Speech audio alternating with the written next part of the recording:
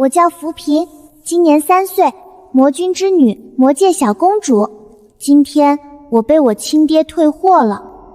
爹，我昨天就吃了2碗糊糊，1个幽冥果，半块风干肉而已。田儿啊，不是爹不想养你，可咱之前攻打修仙界打输了，赔款赔的裤衩都快当了。现在魔界是真的穷啊，穷的连魔宫门口的看门石狮子上个月都跑了1只。你看这魔宫，上次下雨还是我拿王座接的水，确实漏得离谱。上个月我亲眼看见他偷偷抠了1颗夜明珠去换粮。你再看你哥，108岁了，还得天天带队去挖矿补贴家用。爹，你就直说咱们养不起妹妹了，想把她送到娘那儿打秋风，铺垫那么多干嘛？闭嘴！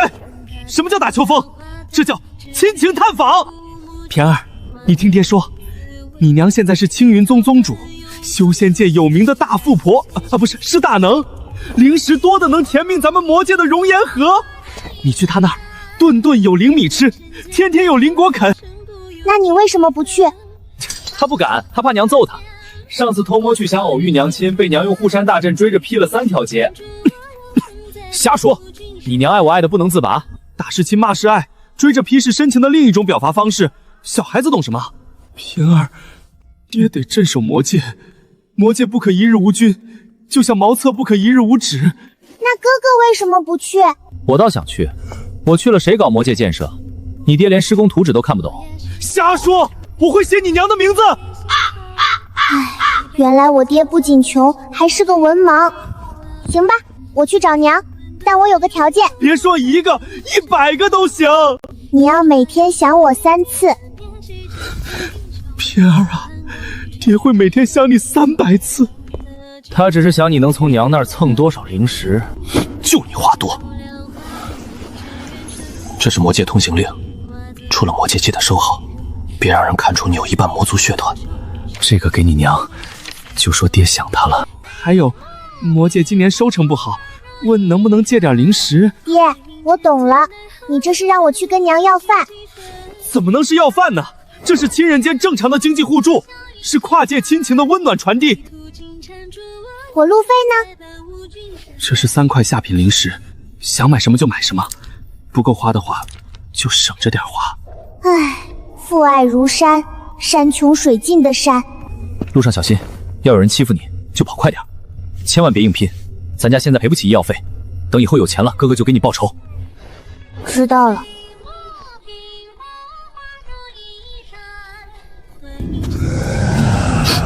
啊，这味道是魔君家的小祖宗。是他吗？好像是这味儿。魔君血脉，错不了，撤。有时候拼霸确实能解决人生大部分问题。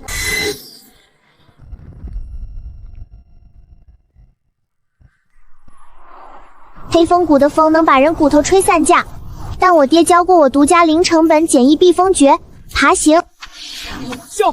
小友，你是怎么进来的？爬进来的。带我！小友，你这法子真好用，省了我至少50块灵石的防护符。这法子只能应急用哦，我爹说长期用对腰椎不好。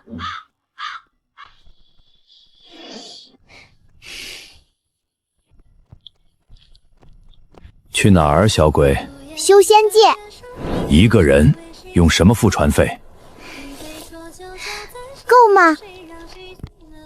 幽冥铁玄矿还是最低品的，不够。爹说过不要暴露身份，但不说就过不了河，过不了河就找不到娘，找不到娘就得回魔界继续吃糊糊。其实我是……小鬼，你也是从魔界逃难出来的吧？我确实是逃贫穷之难。魔界现在是真不行了，连这么小的崽儿都往外跑。听说魔君大人都开始卖魔宫的夜明珠了。上船吧。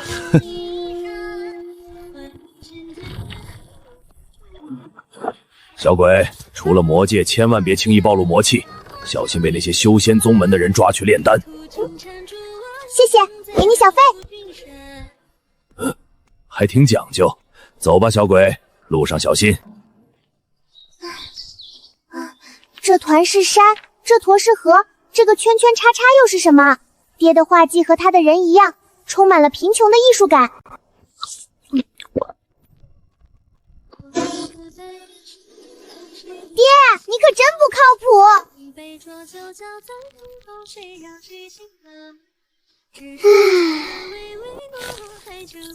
好。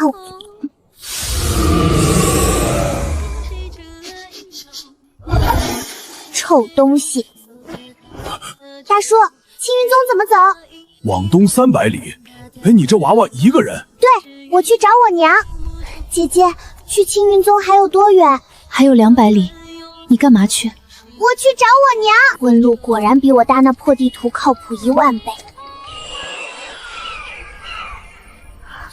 你好，我来找我娘，就是你们宗主青梦。我们宗主是修仙界第一美人，追求者能从这儿排到魔界。每天来认亲的没有100也有80，都说自己是他失散多年的女儿、儿子、3姑六婆、8大姨。上一个这么干的，现在还在后山给神兽盘屎呢，已经产了3年了。我有信，我爹写给我娘的信。亲爱的梦梦，魔界今年收成不好，借点零食。这诈骗手段也太直白了。偏儿很乖，吃的不多，一天3顿糊糊就行。糊糊，我们宗主的孩子吃糊。我真的是他女儿。快走快走，下次编个好点的故事。这次看你年纪小，就不跟你计较。爹爹说，只要我来到这儿，娘亲就会高兴的出来抱我，以后还能吃饱饭。可是现在我连娘的面都见不到。小娃娃，你家人呢？我爹养不起我，让我来找我娘，但我娘不要我。造孽呀！多吃点，长身体。听说青梦宗主闭关了，要闭3年呢。闭关3年，那我怎么办？好想哭，但我爹说过，魔君的女儿不能哭。东峡城这个月有10年一度的宗门大招，各大宗门都会前往招收弟子。青云宗也会去吗？会，不过这里去东峡城很远，你这小豆党别想了。去东峡城？你知道多远吗？500里路，路上被野兽叼走了怎么办？我得去，野兽不一定叼我，可能怕我叼它。路上小心啊，遇到危险就往人多的地方跑。好饿啊！东峡城，我来了。进城交费，3块下品零食。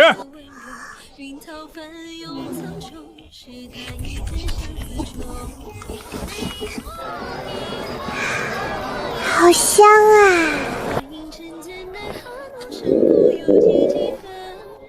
大师兄，你看这小娃娃真可爱。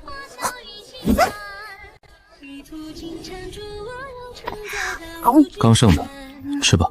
我爹说知恩图报，尤其是对好看的人。小妹妹，这是低阶妖兽肉，怎么来的？别怕，我们是天剑宗弟子，不是坏人。抓来的呀。抓的！他们跑我就追，打晕烤了吃，就是肉太老。你来东峡城做什么？你家大人呢？爹养不起我，娘听说闭关了，没有大人。可怜的孩子，那你打算怎么办？我打算参加宗门大比。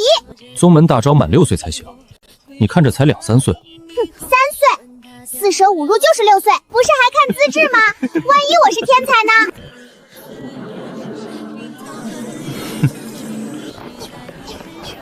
姓名、年龄、籍贯。扶贫，3岁零1个月，莫成。大招要满6岁，报名费10颗下品零食。天才可以破例，我没钱，我就要报。年龄不符，待定。武灵根，五行均衡，但每种属性都很微弱。武灵根，那不是废柴标配吗？就是，这辈子能住7个我都做。长老，武灵根不好吗？孩子，武灵根意味着你要同时修炼5种属性的功法，需要的资源是别人的5倍，进度却是别人的1%。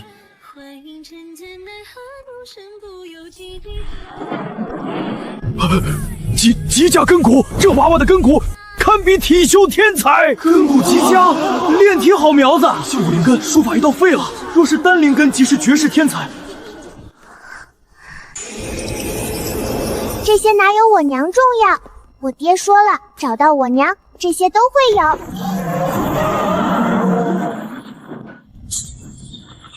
信性极坚，这孩子了不得。武灵根基本等于术法废茶，但根骨极佳，信性极坚，是体修的好苗子。可我们青云宗主体修一道并不擅长，而且他才3岁，太小了，带回去谁照顾？小娃娃，虽无缘，但老夫知道个去处适合你。是哪里？天剑宗。好穷。长老，真不能让我进青云宗吗？做杂役也行啊。年纪小，灵根差，没灵石，即便做杂役，大部分资源也得自赚。这大杂根本没出息。我不用有出息，只要能见到宗主就行。你做一个杂役弟子，这辈子都没有会见宗主。去吧，孩子，去寻找你适合的大道。见不到娘就要回魔界吃糊糊了吗？啊！真的免学费，包吃包住。小妹妹，是你啊？青云宗不要我，你们能要我吗？当然可以要。来，测一下。剑修很苦的，每天要练剑，打坐淬体。你真的愿意来天剑宗？魔宫太穷了，这里至少能填饱肚子。我愿意，只要包吃饱住。好，从今天起，你就是天剑宗的小师妹。我们有小师妹了！天剑宗100年来的第一个女弟子。虽然没找到娘，但至少有地方包吃包住了。天剑宗虽然穷，但没关系。对了，小师妹，你叫什么名字呀？扶贫。好名字，一听就是文化人起的。可能吧。我是三师兄苏宁，103岁，金丹中期。三师兄好。这名字听着怎么像超市搞促销的？我是四师兄言川，104岁，金丹中期。四师兄好。名字带火，做饭应该很好吃吧？我叫慕容卓，是你五师兄，105岁，金丹中期。五师兄好。我是六师兄顾晨光，98岁，金丹初期。你们最小都98岁？是啊，98了，还是个孩子。沈清晨，行医，110岁，天剑宗首席弟子，元婴初期。大师兄好。果然是大师兄，连名字都这么有气质。我们大师兄可是天骄第一人，100岁就踏入元婴期。元婴很厉害吗？就是比金丹厉害。哦，既然招到弟子了，我们回吧，想必也不会有人来了。这么草率的吗？小师妹，咱们天剑宗讲究缘分，既然到了，那就回家。爹退货，娘闭关，我以为我没有家了，没想到这群师兄们竟说带我回家。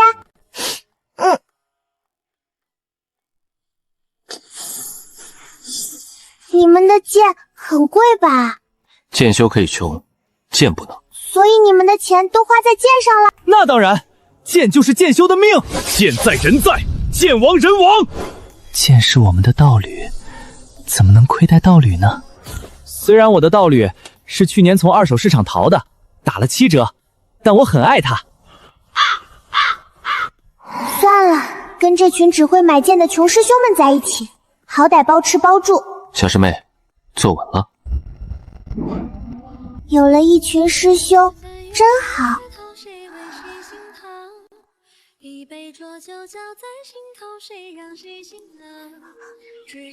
唉，这是到家了吗？你们平时住哪里？每个人都有自己的洞府，你的洞还没挖，等会儿师兄们帮你挖一个。小师妹喜欢朝南还是朝北？要带阳台吗？洞府还能带阳台？我那个就带了个小平台，早上可以在那儿练剑，晚上可以看星星，就是下雨会积水，得自己舀出去。唉，行吧。那吃饭呢？在哪里吃？露天吃啊。天气好的时候在山顶看云海赏明月，多有意境；下雨的时候在洞里听雨声悟剑道，多有情调。那洗澡呢？后山有灵泉，随便洗。不过冬天有点冷，得用真气护体。小师妹，你还没修为，冬天师兄们会帮你烧热水的。厕所呢？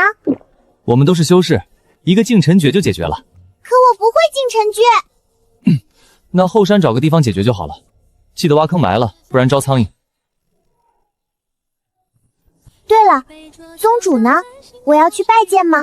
宗主在外云游，50年前走的，说100年后悔。那现在还剩50年？很好，等我53岁的时候，就能见到宗主了。那长老们呢？长老们都在外打灵宫。打灵宫？大长老在隔壁玉灵宗当饲养员，负责喂食、铲屎、梳毛，包吃包住，还能免费撸灵兽和偷偷带点灵兽蛋回来。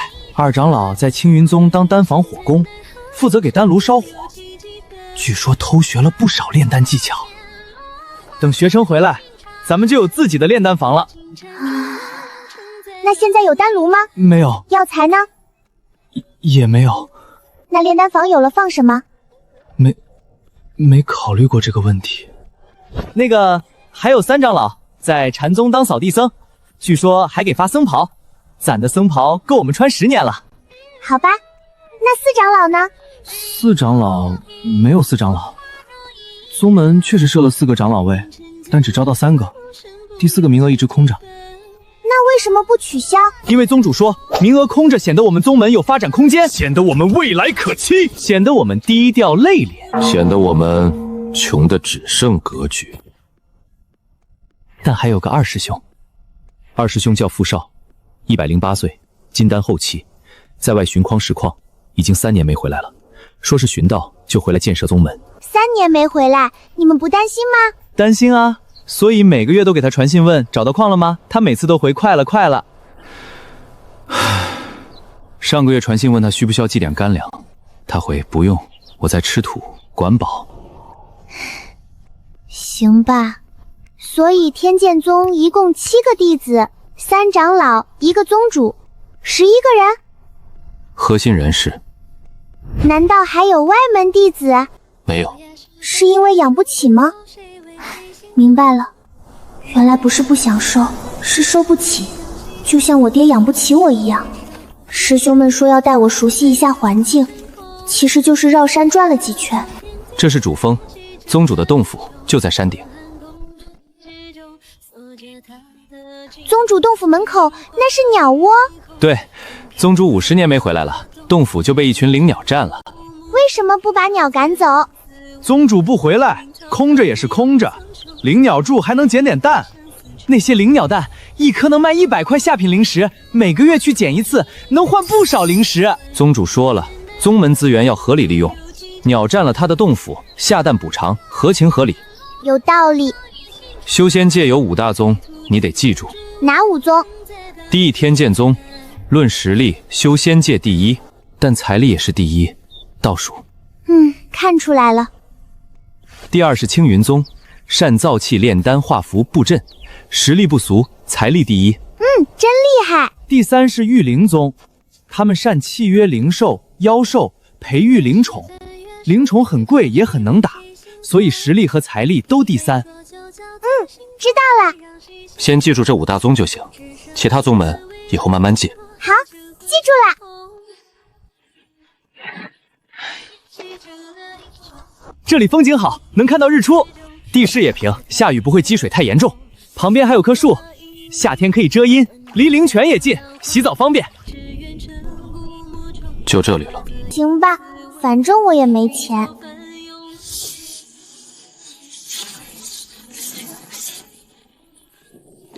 师兄们真厉害。这里可以摆盆花，虽然我们没有花，但可以先留着，这样下雨穿水能流出去，不会积在平台上。我以前用的，你先用着，回头我给你弄张木床，新做的，棉花是山采的野生棉，可能有点硬，但保暖。虽然这个家很穷，但第一次有这么多人对我好，谢谢师兄们。谢什么？以后就是一家人了。走，咱们去吃饭。师兄们不辟谷吗？辟谷丹难吃，我做的饭又太好吃，舍不得不吃。对，延川做菜很好吃，所以我们都舍不得辟谷。特别是红烧肉，我能送3个馒头。红烧肉。开火，备料。锅也能补吗？能啊，我用炼起的手法补的，比原来还结实。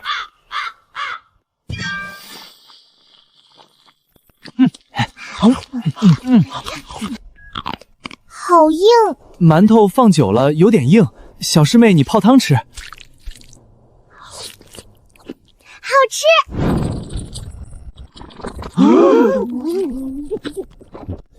小师妹，你慢点吃，别噎着。没事，我饿。小师妹，够吗？不够我再去做。够了，这是我吃的最饱的一顿。以后每天都能吃饱。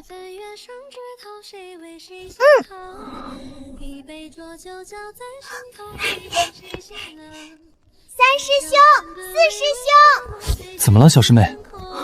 做噩梦了。我就是想问，为什么我们天剑宗这么穷？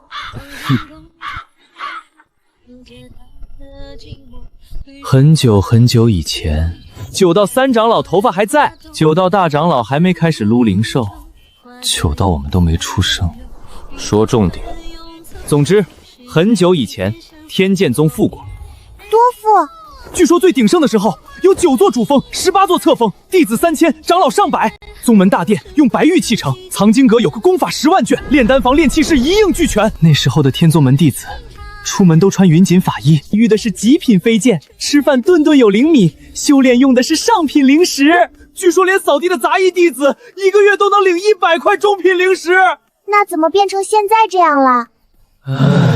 因为我们的祖师爷是剑痴，祖师爷觉得剑修就应该专心练剑，其他都是旁门左道，所以宗门不设炼丹房、炼器室、福禄堂。起初宗门有积蓄，弟子们专心练剑，实力确实强。天剑宗成了修仙界第1剑尊，修仙界天骄榜前10，我们宗门能占5个。但后来积蓄花完了，不会炼丹，丹药得买；不会炼器，法宝得买；不会画符，符箓得买。而且剑修特别费钱。怎么费？剑要保养、升级、修复，一把好剑很贵，而且学别的技能，丹炉买不起，药材更贵。至于炼器，炼器要的天材地物，比药材还贵。主要是有那闲钱和时间，还不如练剑。对，上次宗门大比，我一剑就把玉灵宗的弟子挑下台了。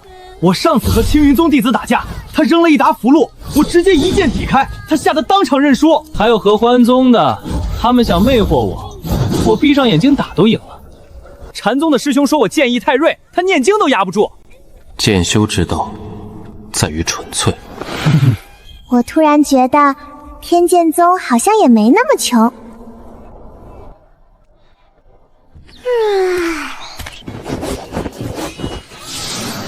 大师兄的剑光如水，三师兄的剑气是青绿色的，应该是木灵根。哇，四师兄战斗时可以烧烤。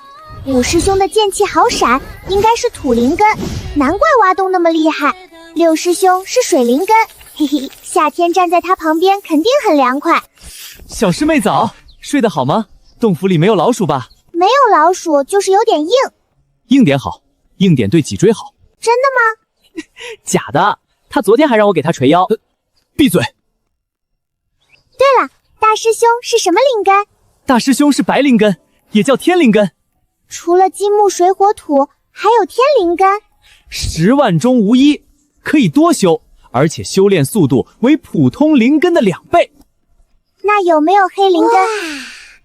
有的，也叫暗灵根，一般魔族天才才会出。暗灵根，魔族天才？那我为什么不是？我爹明明说过我是天才，难道是因为我只有一半血脉？那暗灵根很厉害吗？很厉害，和白灵根一样稀有。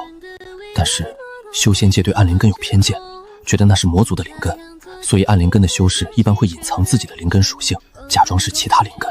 哦，我得藏好我的魔族血脉，不然可能会被当成魔族奸细抓起来。今天先熟悉一下宗门，这是引气入体秘籍，你看看，能学会最好，学不会也没关系，过几年再慢慢引导你。过几年？杂灵根很难引气入体成功，所以先练体和练剑。虽然你根骨俱佳，但却是杂灵根，所以你有可能一辈子也没办法引气入体。引气入体很难吗？我示范一遍。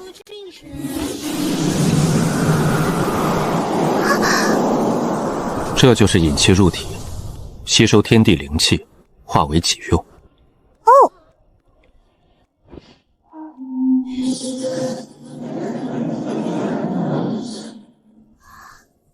又是这5个颜色，之前在青云宗说这叫武灵根，不好。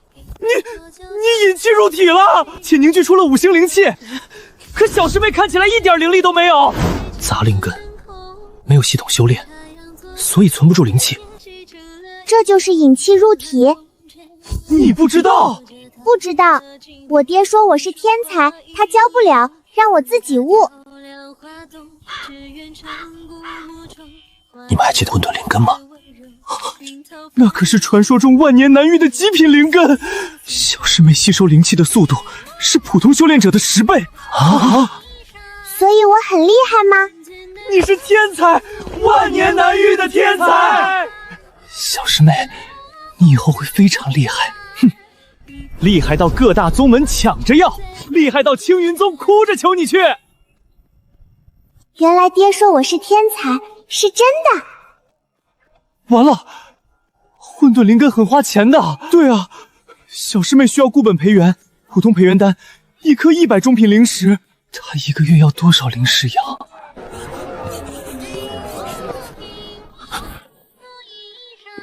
怎么养不起？原来爹说叫不了我，是教不起。小师妹是混沌灵脉这件事，必须保密。我同意。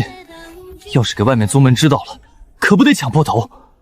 最怕有人暗中下黑手，所以我们要低调。从今天起，在外人面前，你只是普通武灵根。明白。对内尽量节约资源。培元丹买不起怎么办？要不先断体？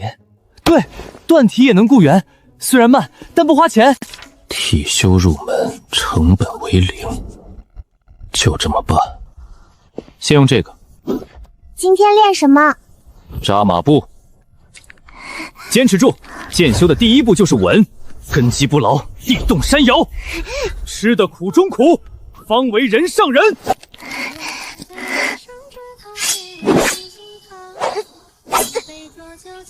再次1000遍。大师兄，你小时候也这么练吗？练了多少年？110年。刚出生就练？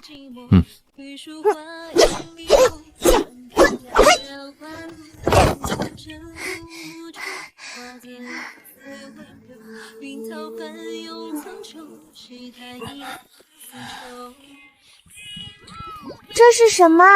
断体药玉，方子是大长老从玉灵宗顺手抄来的，本是给灵兽强筋壮骨用的，不过炼气期修饰也有效，主打一个便宜好用。药玉成本100下品灵石，库存余额5000。小师妹第一次泡吧，习惯就好。这味儿，天才来了都得吐。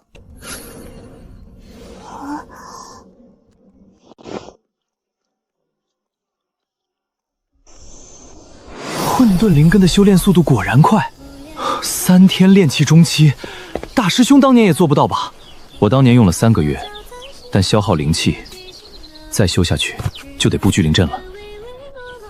小师妹，你得控制修炼速度，从今天起，你每天只能修炼2个时辰，剩下的时间用来巩固修为、断体和练剑。好吧。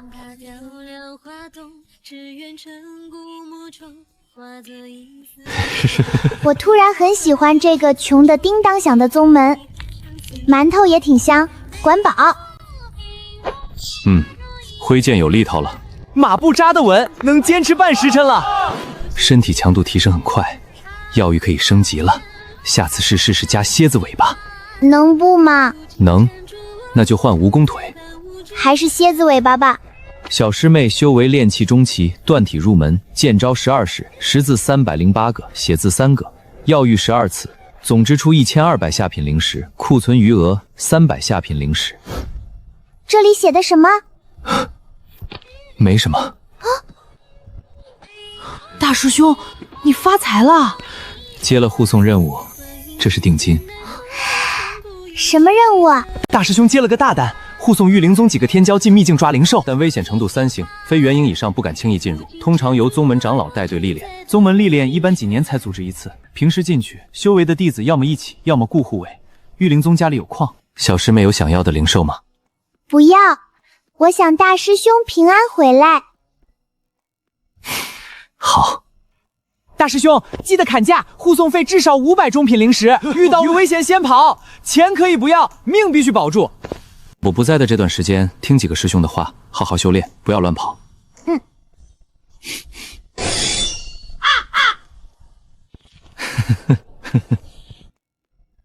回来还你。不用还，记得加利息就行。好。大师兄欠你们很多钱吗？大概380块中品灵石，18年没还了。不过每年利息都在涨，再过50年，大师兄就彻底还不起了。其实他就是故意的，欠债太多就没人敢催他还。别担心，大师兄很强。对，元婴期在修仙界基本能横着准，而且打不过还能跑。没错，剑修的速度一般人追不上。好吧。那我们现在在干什么？修炼。就2个时辰，多1刻钟都不行。知道了。小师妹，你这修炼速度是不是太快了点？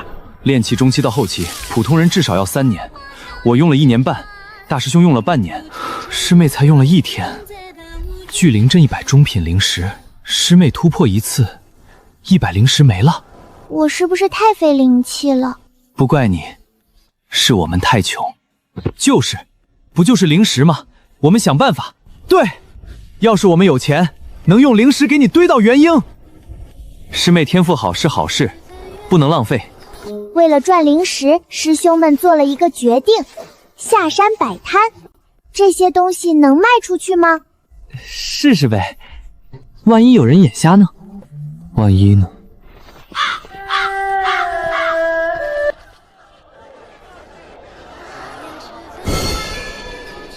这品质太好了，多少钱1块？我要2块，我先来的。那是什么？幽冥玄铁，那是铸剑绿器的极品材料，就是那东西产在魔界，很难搞到。要是我的剑能掺点幽冥玄铁，硬度至少提3成。听说最近黑市炒得很高，拳头大小1块，能卖到100中品灵石了。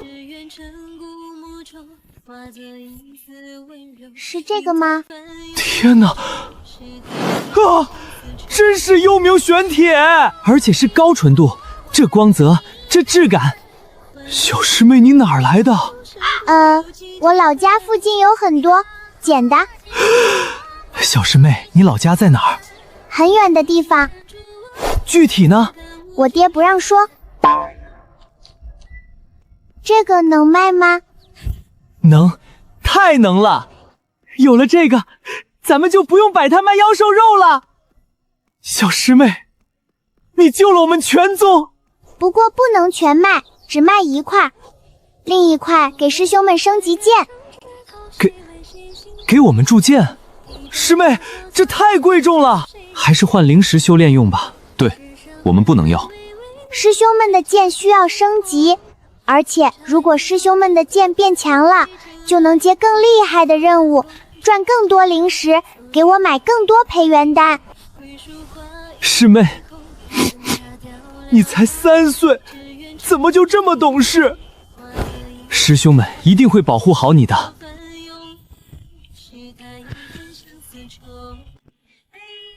幽冥梦玄铁，正宗的魔界特产，仅此一块，先到先得。这是幽冥玄铁，纯度好高。我出150中品灵石，170。哟，这不是天剑宗的穷鬼吗？赵有钱，你怎么又来了？我就是来看看你们这些穷鬼今天又卖什么破烂。这妖兽肉都馊了吧，颜色都不对。这铁矿杂质这么多，炼器、炼废铁还差不多。幽冥玄石，该不会是染色的普通铁矿吧？赵有钱，你是想和我比试比试吗？哎，说不过就想动手，我跟你说啊，我可不和穷鬼一般见识。哟，还带了个小娃娃，这么小就出来讨生活，真可怜。要不要来我们青云宗？我们宗门有钱，顿顿有肉吃。怎么哑巴了？你叫什么名字？哼，赵有钱，青云宗内门弟子。哦，那你很有钱吗？当然，我家有灵矿。哇，好厉害！难怪有钱师兄长得这么好看，衣服也好看，一看就是有钱人。那当然。那有钱师兄一定是那种买东西从来不问价格的人吧？我爹说，真正的大人物都是这样的。那当然。那有钱师兄要不要看看我们的幽冥玄铁呀？这可是魔界特产，铸剑的极品材料。我看师兄气质非凡，一定是用剑的高手吧？这真是幽冥玄铁，如假包换。有钱师兄要是买回去铸剑，肯定能成为修仙界第一剑修。小师妹追过头了。而且这矿石还有美容养颜的功效，你看我师兄们用了幽冥玄铁铸的剑，一个个长得多俊呐！而且这块玄铁纯度可高了，我觉得只有像有钱师兄这样有眼光的人，才配得上这么好的东西。真的？当然，你要是买了这块幽冥玄铁，别人都会说，看，有钱师兄就是有眼光，一眼就看出这是好东西。多少钱？500中品灵石。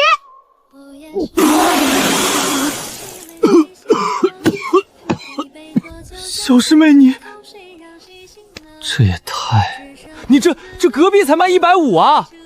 可是隔壁摊子纯度没这个高，我们这块一看就是矿脉核心出产的极品。有钱师兄你这么有钱，不会连500都出不起吧？谁说我出不起？老子家里有矿，买了！这些妖兽肉、铁矿、灵草我也全要了，多少钱？50下品灵石。呵，100，不用找了，就当赏你们的。看到没？这就是格局，有钱人的格局。赵师兄大气，赵师兄必成剑道第一人。就这样卖了？他是不是傻？被坑了还这么高兴？他那是为了面子。不过这种人就是欠坑。下次他还来，还坑他。小师妹干得漂亮！摆摊收入：幽冥玄铁500中品灵石，破烂清仓100下品灵石，总计500中品和100下品。备注：感谢赵公子送来的修炼基金。不过，小师妹，你怎么知道他会买？他自己说的呀，我很有钱。他说有钱你就信？不是我信，是他要我相信。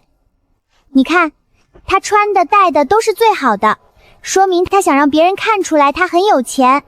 他一来就嘲讽我们，说明他喜欢被人捧着。他说不跟穷鬼打架，说明他其实怕打架，只是嘴硬。这种人当众说他没钱，比嘎了他还难受。所以我就说呀，你这么有钱，不会连500都拿不出来吧？他当然拿得出来，而且他必须拿出来。我原来这就叫精准打击目标客户。小师妹剑上天赋 S 级。对了，青云宗的人为什么会出现在我们这里呀？我们宗门地处各种宗门中枢，过路的人都会在这里歇脚交易，而且天剑宗有护宗大阵，比野外安全。主要是我们这里不要过路费。唉，因为收过路费需要人手，我们人手不够，而且收钱可能会打架，打架可能会受伤，受伤需要医药费。懂了，穷，所以连过路费都不敢收。等我变强了，到时候过路费、卫生费、空气清新费，嘿嘿，一个子儿都不能少。这个便宜买，这个也便宜买。小师妹要穿新衣服，买。小师妹要认字，买。这是我离开魔界后第一次有新衣服，不是捡的，不是别人给的，是专门给我买的。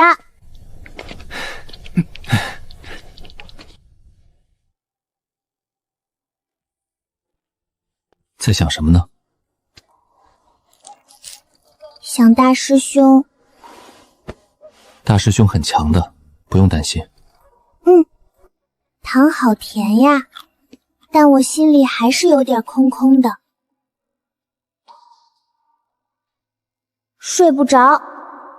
虽然今天坑了有钱师兄500整正品和100下品，但这点钱对于混沌灵根的我来说还远远不够。大师兄为了给我买培元丹去接危险任务，其他师兄为了赚灵石摆摊卖破烂。不行，我得做点什么。唉，我爹说过，遇到危险时可以催动令牌，咒语是什么来着？想起来了，前来，前来！参见公主殿下。你谁？属下是魔君安排在修仙界的暗卫，负责保护您的安全。我爹安排的？是。我怎么不知道？魔尊说，等您需要的时候，自然会出现。我爹居然还有这种安排，我以为他只会哭穷呢，没想到还挺细心。你叫什么名字？属下没有名字，代号影七。影七，帮我办2件事。小公主请吩咐。第一，跟我爹说，我没找到我娘，但我过得很好，让他别担心。是。第二，让我哥给我寄一点幽冥玄铁矿。幽冥玄铁矿？对，我发现这玩意儿在修仙界挺值钱的，我准备拿来换点灵石，补贴家用。小公主，其实幽冥玄铁在修仙界之前是少主操作的。什么意思？少主说魔界太穷了，所以要搞出口创意，但幽冥玄铁在魔界实在太多了，矿挖出来也卖不上价，所以少主就控制了幽冥玄铁的产量，让我们每个月放一点到修仙界的黑市，炒高价格，再慢慢卖。少主说这叫饥饿营销，是在凡界学的。我哥这么厉害吗？小公主需要的话，这里有一些，您先拿去用，不够的话，属下再回魔界取。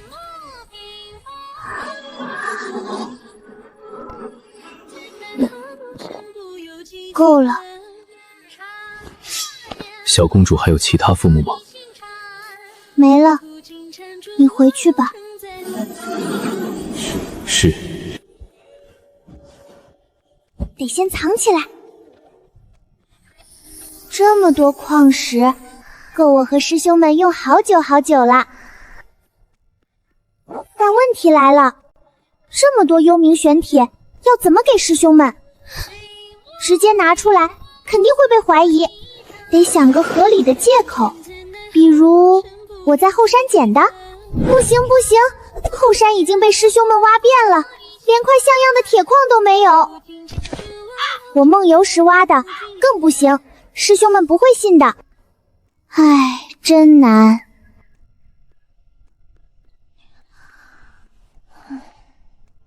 小师妹，快醒醒！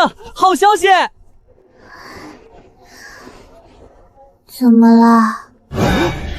师妹，你没睡好？做噩梦了。什么噩梦？梦到我们穷的连馒头都吃不起，只能吃土。那个，不会了，小师妹，我们发财了！二师兄回信了。二师兄？他在魔界交界处发现了幽冥玄铁矿，还寄来了很多矿石，足有3000斤，纯度非常高，可以卖30上品灵石。你没听错，是上品。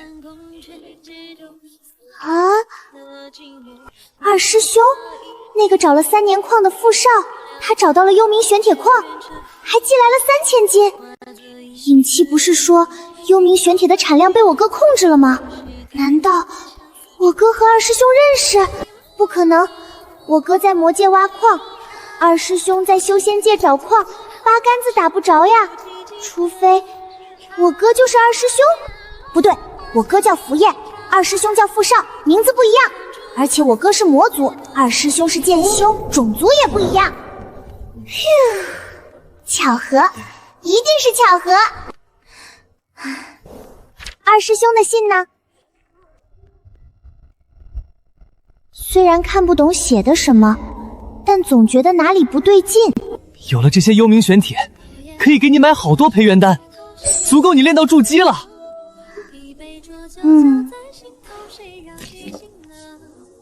现在我们来分一下矿石。我是木灵根，用不了太多，而且小师妹昨天给的那小块已经够升级剑的韧性了，我不拿了。我是火灵根，这玩意儿加进剑里能提升硬度。我拿5斤，5斤够吗？要不拿10斤？够了，省着点儿。土灵根加这个也行，不过我不贪心，就拿3斤。我是水灵根，用不上，剩下的就拿去卖了吧。你们不给自己多留点吗？我们的剑暂时够用了，等以后需要了再买。对，现在最重要的是小师妹修炼。你强大了，我们宗门就强大了。谢谢师兄。谢什么？一家人。师兄们现在去把矿石卖掉，你乖乖待在这里。小师妹，看。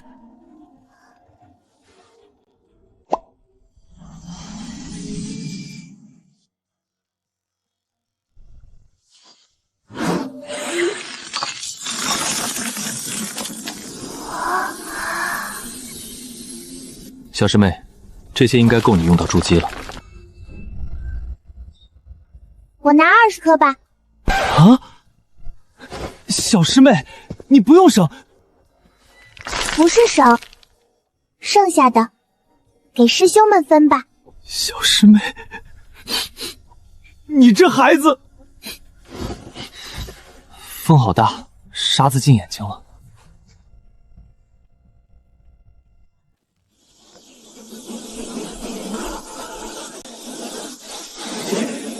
还差一点点就可以筑基了。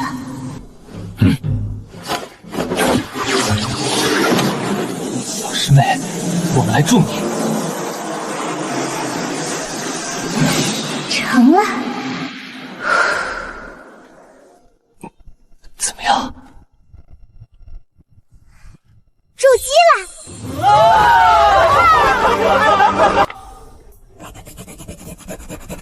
修为筑基初期，用时不到3个月，消耗上品灵石30颗。备注：天才的修炼速度，破产的修炼成本。30颗上品灵石用完了，刚发财就破产了，不到3天。30颗上品灵石，换成下品灵石是30万，够普通人修炼10年了。30颗上品灵石就这么没了，是不是又败家了？不怪你，是修炼需要。对，混沌灵根就是这样。要怪就怪我们太穷。没事，下次再让二师兄寄点矿回来，再给你换灵石。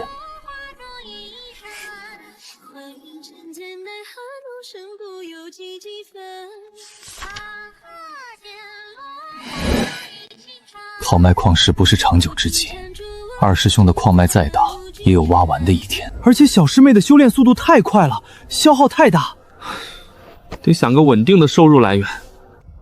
根据修仙界行情，常见的赚钱方式有炼丹、炼器、画符、布阵。那我们选哪个呀？炼丹需要丹炉，买不起。炼器需要炼器炉和天材地宝，也买不起。画符需要符纸和符笔，更买不起。布阵布阵不用买，有一些基础阵法，不需要材料，只要找到合适的阵眼，引动天地灵气就行。那这个好。但布阵需要阵法知识，而阵法知识需要买书学，一本书至少需要10个中品灵石。所以还是没钱。对，还是没钱。还有个行业不需要本钱，劫富济贫。就是打劫。目标我都想好了，照有钱。犯法的。唉，要是能合法抢劫就好了。这几天先练体吧。对，刚筑基要把修为巩固好。炼体不用钱，其他等大师兄回来再说。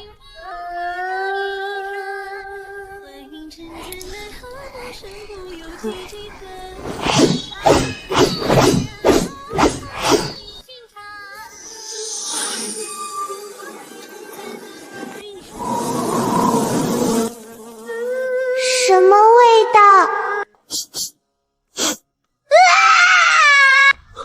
是大长老。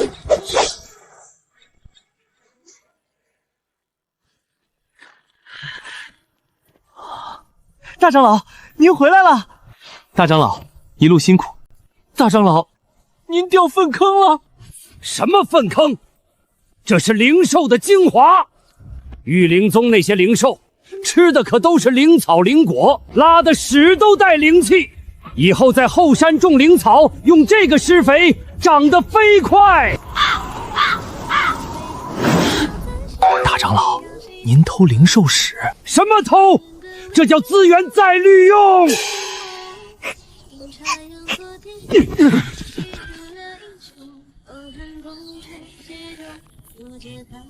小平儿，大长老好。好，是个漂亮娃娃。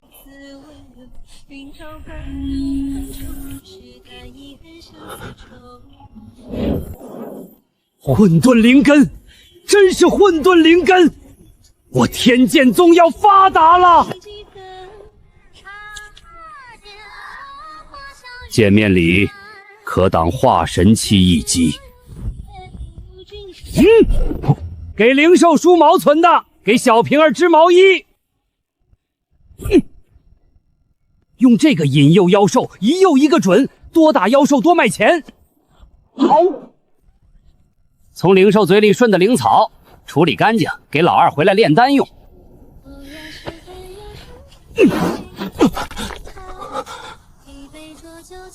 老夫攒的工钱拿去养师妹。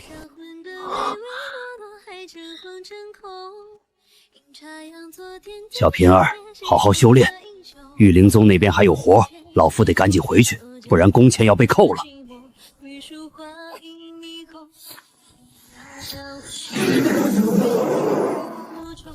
大长老也不容易。等我变强了，一定要让大家过上好日子。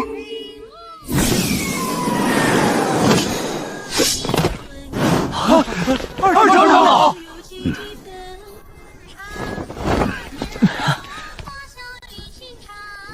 让老夫看看，青云宗那群有眼无珠的，五灵根废柴，这明明是混沌灵根，传说中的混沌灵根走宝了，他们走宝了。二长老，您怎么回来了？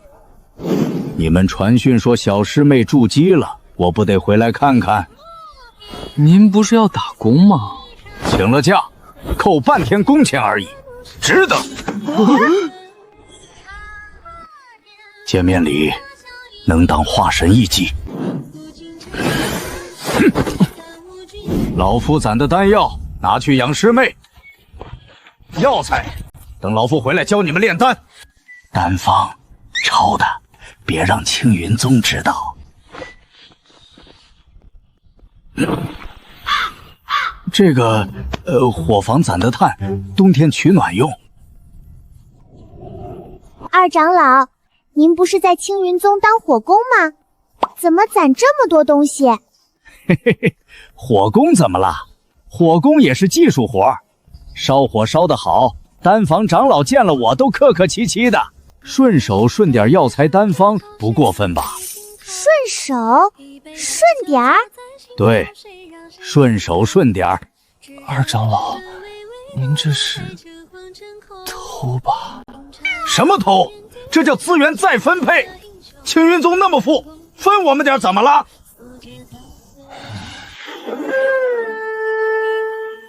照顾好小平儿，别让人知道她是混沌灵脉。老夫在青云宗那边盯着的，有消息传讯。二长老，你知道青云宗宗主出关了吗？青梦那丫头？没有啊，还在闭关呢。您为什么叫她丫头？哈哈，我们剑宗和青云宗老一辈的交情不错。青梦丫头小时候经常跟她师傅来剑宗串门，那丫头是个天才，还偷学了不少咱们剑宗的剑法呢。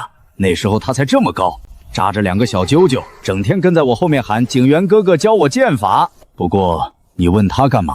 好奇，听说她是修仙界第一美人。哈哈哈哈哈！好好修炼，以后有机会见的。小平儿，再会。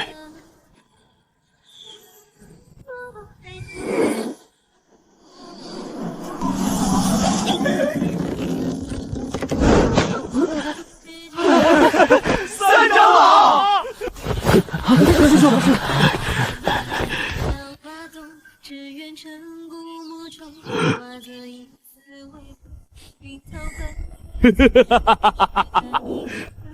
果然混沌灵根，我天剑宗要崛起啦！他们是商量好的吗？见面礼能挡化神期一击，里面还封了一道静心咒，可以助你修行稳定。嘿，禅宗发的，串不完，拿去改几个都有份儿。佛门特产木鱼、檀香、凤精、开光符箓，拿去换钱。灵茶，佛朝宗后山种的，喝了能静心凝神，对修炼有好处。唉，老夫攒的工钱拿去养师妹。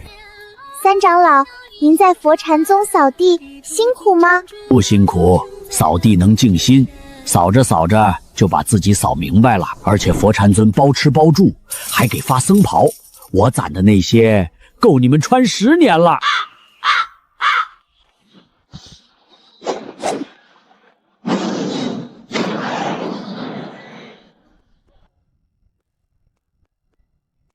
化神期多吗？小师妹，这个问题得从头说起。修士的境界分为炼气、筑基、金丹、元婴、化神炼虚、合体、大成、渡劫飞升。越往后越难修，化神期级别是可以当宗主的人物。而我们天剑宗3位长老皆化神，还有更厉害的，我们宗主是合体期，是5大宗里修为最高的宗主。3位长老给你的防御法躯能挡化神期一击，说明里面融入了他们的修为和心血。这种法器炼制起来很费功夫，很费心神，也不便宜。最主要是，至少得损耗上百年修为。我一定会好好修炼的。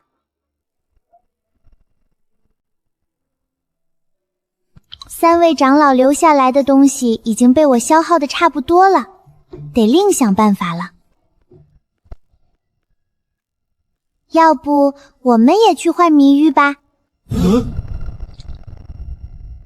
不行，太危险，里面太大了，妖兽太多了，小师妹才筑基，进去就是送菜。可是妖兽不是很值钱吗？所谓妖兽和灵兽其实是一个东西，没被收服的叫妖兽，被收服契约的叫灵兽。就像野狗和家狗的区别，只不过野狗会咬人，家狗会看门。我明白了，所以他们到底值多少钱？低阶妖兽相当于修士的炼气期到筑基期，能卖50到100中品灵石。因为妖兽肉可以吃，妖兽血可以入药，妖兽骨可以炼气，妖兽皮可以做衣服，一身都是宝，就是不好拿。而且妖兽一般都有各自的天赋神通。那中阶的呢？中阶妖兽相当于咱们的金丹期修士，已经开智了，有妖丹了。但是中阶妖兽更不好对付，修为高，智商高，会埋伏，会逃跑，会呼朋谢曼。大师兄那样的元婴期遇到，也不一定能对付。跑是没问题，但要抓难，更别说高阶妖兽了。高阶的有多厉害？高阶妖兽相当于咱们的元婴期修士，加上他们的天赋神通，就算化神期长老也不一定能对付，得宗主那样的大佬才能稳赢。那最厉害的就是高阶妖兽了吗？高阶之上还有圣兽，比如凤凰，比如白泽的后代，但只活在传说里。好，我们就先抓低阶妖兽卖。太危险，还是等大师兄回来再说吧。大师兄不就在里面吗？我们就去给他一个惊喜。